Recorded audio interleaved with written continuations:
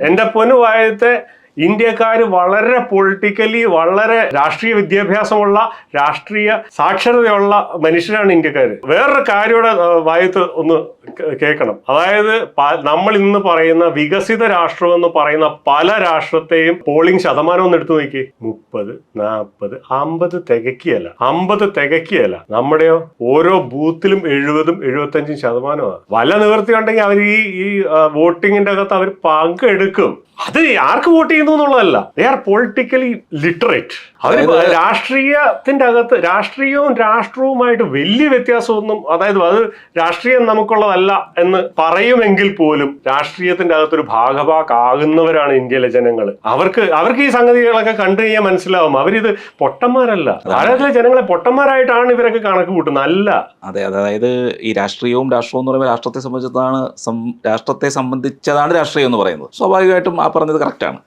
രാഷ്ട്രീയം അതൊട്ടും വേറിട്ട് നിൽക്കുന്ന സംഗതിയല്ല. അപ്പോൾ ഇന്ത്യയിലെ ജനങ്ങൾ എന്തായാലും ഈ പറയുന്ന എല്ലാവരും ചിന്തിക്കുന്ന പോലെ ശ്രീലങ്കയിൽ നടക്കുന്ന പോലെയോ അല്ലെങ്കിൽ നേപ്പാളിൽ നടക്കുന്ന പോലെയോ ബംഗ്ലാദേശിൽ നടക്കുന്ന പോലെയോ ഒരു കലാപവും ഇവിടുത്തെ ഭരണാധികാരികളെ താഴെ ഇറക്കലും ഒക്കെ അത്ര എളുപ്പമുള്ള സംഗതിയാണെന്ന്